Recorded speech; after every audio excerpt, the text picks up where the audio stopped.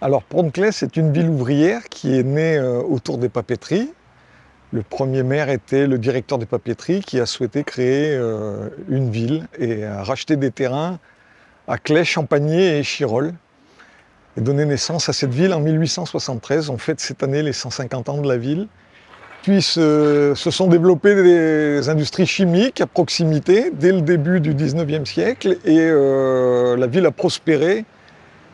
Une grande étape aussi qui a marqué la ville, ce sont le début des années 60 avec l'immigration et un melting pot des gens venant du Maghreb, de l'Italie, d'Espagne et du Portugal et qui a créé un peu l'histoire de Pont-de-Claix qui est toujours actuelle aujourd'hui. Les gens restent à Pont-de-Claix, on constate, les familles restent d'année en année et c'est une particularité de notre ville. Pont-de-Claix, en 2008, quand nous sommes arrivés aux affaires, l'idée tout de suite était de s'atteler à redynamiser la ville, même si nous avions une contrainte, nous savions avec les PPRT, mais malgré tout de réfléchir à ce que serait la ville de demain, apaisée, tranquille, mais aussi avec des commerces qui fonctionnent. Une des particularités de la ville, c'est de ne pas avoir de grandes surfaces, et on voulait maintenir cela en faisant prospérer les petits commerces et notamment ici au centre-ville. On avait beaucoup de retours de personnes qui habitaient chez leurs parents et qui voulaient décohabiter et rester à Pont-de-Claix était important pour eux. Il n'y avait pas de proposition qui était faite de logements, donc c'était compliqué. Et l'idée de construire des logements et de créer par la suite une ZAC était axée aussi sur un parcours résidentiel des Pontois. Donc les PPRT, plan de prévention aux risques technologiques, qui existent en France depuis AZF à Toulouse, ont mis comme une bulle de verre sur la ville. Les projets à proximité de la plateforme chimique étaient bloqués, impossible de construire. Cette période 2008-2018 nous a permis de travailler un certain nombre de dossiers.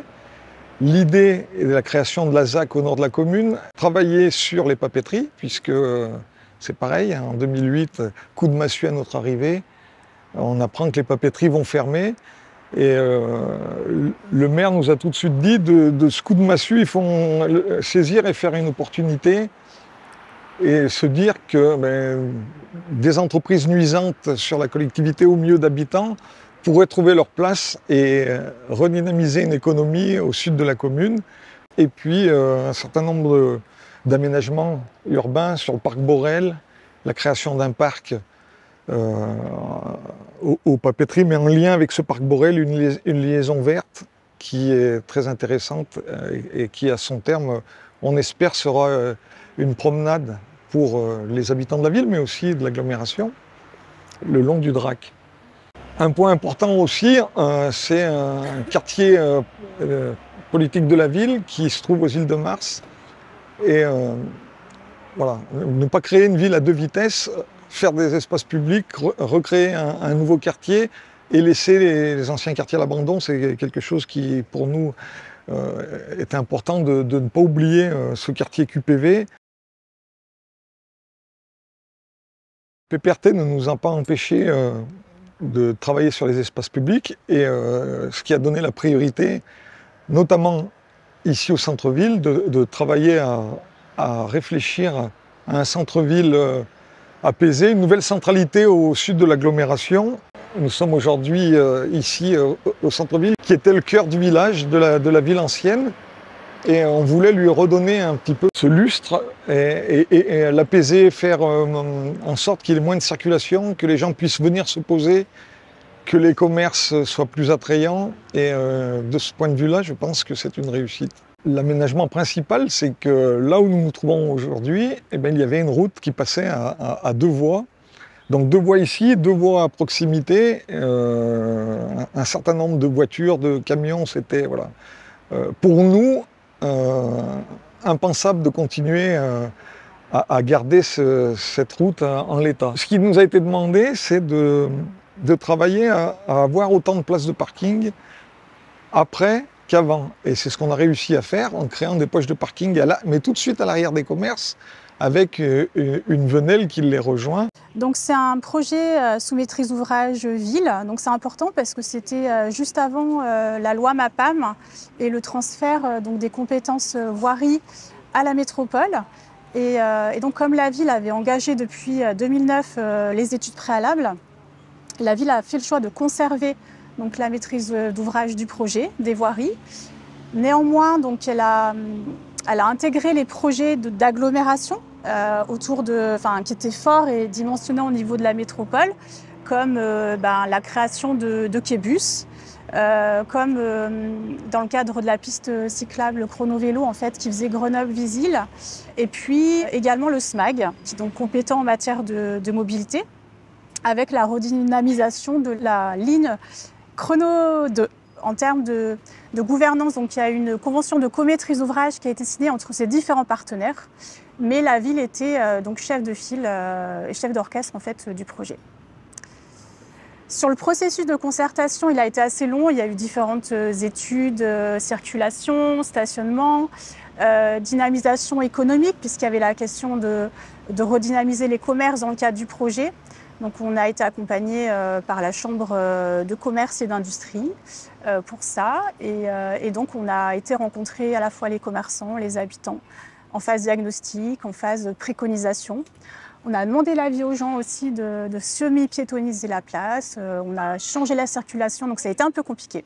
Ça a porté ses fruits et je pense qu'il y a aussi la volonté politique forte qui joue dans le cadre du pilotage de ce projet-là. Dans les critères de réussite, il y a la continuité des espaces publics. Et on voit ici comment une chrono-vélo, qui est plutôt un ouvrage fonctionnel, arrive sur une place et petit à petit se fait oublier, elle se transforme en espace public et le marquage disparaît. Et on voit, puisque la place forme un Y, que dans les deux autres branches du Y, il y a cette continuité des espaces publics qui va jusqu'au parc Borel d'un côté et jusqu'aux rues adjacentes de l'autre. Donc tous les espaces sont raccordés en continuité et en qualité. Alors deuxième point qui est intéressant dans le réaménagement de la place du 8 mai 45, c'est l'effet d'entraînement que peut avoir l'aménagement de l'espace public sur l'environnement. On a une place qui est bordée de commerces et d'habitat et on voit que certaines constructions ont déjà commencé leur réhabilitation. Donc on a une façade qui a été refaite relativement récemment ici, une autre là, une troisième, une quatrième, une cinquième en cours. On voit qu'il reste encore un petit peu de travail. Les commerces peuvent également suivre. Donc on voit bien que quand la collectivité fait un effort financier pour aménager l'espace en qualité, les espaces extérieurs, les espaces privés peuvent suivre. Ça prend un petit peu de temps, il faut de l'incitation, mais à long terme, ça fonctionne. Pour la végétalisation, on a une place qui a été revégétalisée en utilisant un petit peu tous les leviers possibles. On a d'une part un sol qui a été désimperméabilisé et qui donc peut capter aussi de l'eau pluviale. On a des massifs de plantes, de fleurs et d'herbes qui ont été aménagés. Et puis on a des arbres qui vont créer de l'ombre et qui vont se développer au fil du temps. Donc on a tous les ingrédients pour rafraîchir une place, créer de l'ombre et amener de la verdure. On a également, outre la végétalisation, les protections contre le soleil ou la chaleur. Tout ça contribue à un rafraîchissement et à créer de l'ombre. Et autour de cette pièce d'art également qui a été faite, la possibilité de mettre en eau et d'avoir un point d'eau rafraîchissant pour les usagers. Nous nous trouvons dans le parc Simone-Lagrange, qui sert de liaison avec le quartier Jean Moulin et qui relie jusqu'au cours Saint-André. Et voilà, un espace vert avec des sculptures, un travail de l'artiste Hervé Frumi sur les planètes, pour faire le lien aussi avec la Cité des Sciences qui va être inaugurée en septembre prochain, des endroits pour déjeuner, des jeux pour les enfants. Voilà, un espace qui a été conservé, qui était un ancien terrain de sport synthétique et qui est aujourd'hui laissé à disposition des habitants, mais aussi du groupe scolaire qui se trouve à proximité. La ZAC des Minotiers, alors le nom il a été choisi par les habitants aussi, puisque nous avions une minoterie à proximité. Ce nom a été validé par les habitants. Elle se trouve dans le quartier nord de Pont-de-Claix. Elle fait 25 hectares et à terme, en 2038, il y aura 2000 logements de construits. La ZAC des Minotiers donc, a été créée en 2017. Le programme des équipements publics a été défini en 2018. Et donc c'est à ce moment-là qu'on est passé en concession d'aménagement. Donc au terme de définir un petit peu le plan guide des aménagements, donc à la fois les espaces publics, la trame viaire, les espaces verts, les espaces de parc, la question des commerces aussi, qui était importante justement autour des lieux de vie, le pôle d'échange multimodal, le terminus, mais il y a également un arrêt qui se situe aussi en amont. On a signé donc une concession d'aménagement avec un aménageur, donc la SPL Isard Aménagement, donc en 2018-2019, et on leur a confié donc la ZAC. Alors la ville reste bien évidemment maître d'ouvrage, c'est une ZAC communale, mais on a confié et délégué donc à notre aménageur la conduite et la gestion de cette ZAC. La métropole aussi est un partenaire important sur la question des espaces publics, puisque après on va leur remettre l'ensemble de ces ouvrages, voirie, réseau. Il y a la question des stationnements qui est aussi assez cruciale, parce que dans le cadre de la ZAC, donc on a créé de nouveaux logements. On a également la question des stationnements qui a été prise en compte. Mais voilà, il y a un décalage aussi, puisque le temps que les mentalités évoluent, on est assez ambitieux, on fait une ZAC, donc on fait des places de parking, mais on les dimensionne, on va dire, de façon moins importante que dans l'urbanisme, on va dire, du passé. Donc la question, on accompagne ça aussi auprès des habitants. Il est prévu donc une place de parking par logement uniquement. Et voilà, donc, sachant que l'opération est très bien desservie par les transports en commun. Dans le cadre de cette zone d'aménagement concerté des Minotiers, cette nouvelle centralité au nord de la ville, il y aura un espace emblématique majeur, donc c'est la place François Mitterrand, sur lequel on n'a pas encore la maîtrise totale du foncier, mais les études ont démarré.